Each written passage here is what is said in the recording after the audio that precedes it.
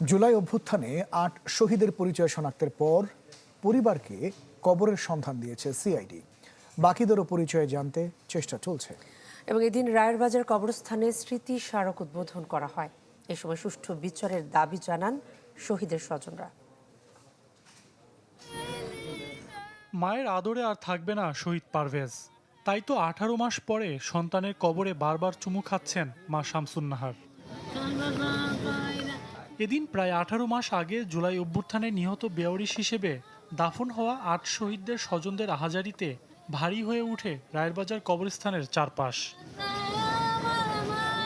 গেল ডিসেম্বরে এই কবরস্থানে অস্থায়ী মর্গ স্থাপন করে ১১৪টি অজ্ঞাত দেহাবশেষ উত্তোলন, ময়নাতদন্ত এবং ডিএনএ নমুনা সংগ্রহ করে সিআইডি।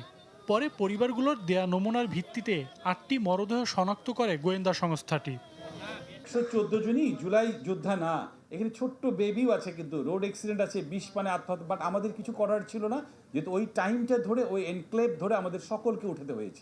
নতুন এবং ফিরে আসা গ্রাহকদের জন্য নগদে চলছে ক্যাশব্যাক সহ প্রতিদিন হাজারো উপহার জেতার সুযোগ। হবে আশা আর ফেরা, সারপ্রাইজ সেরা।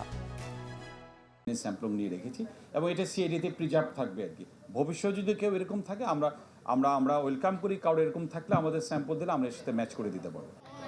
দীর্ঘদিন পরে হলেও প্রিয়জনের কবর শনাক্ত হওয়ায় কষ্টের মাঝেও সান্ত্বনা খুঁজছেন স্বজনরা। তাদের দাবি সুষ্ঠু বিচারের।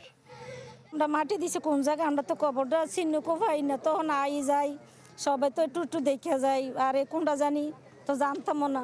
আমাদের তাদের কোনো সন্ধান ছিল না, এখন তাদের সন্ধান পেয়েছি এবং আমরা তার কবর জিয়ারত করতে পারবো এবং সবসময় আসতে পারবো, তার একটা ঠিকানা পাইছি। বাকি শহীদদের পরিচয় শনাক্তের প্রচেষ্টা অব্যাহত থাকবে বলে জানান দুই উপদেষ্টা। আমরা অঙ্গীকার করছি যে বাকি শহীদদের পরিচয় ও উদ্ঘাটনের প্রক্রিয়া চলমান থাকবে। সকল শহীদকে তাদের আপনজনের কাছে ফিরিয়ে দেওয়ার জন্য আমরা বদ্ধপরিকর। পরে শহীদদের স্মরণে স্মৃতিস্মারক উদ্বোধন ও দোয়া মোনাজাত করা হয়।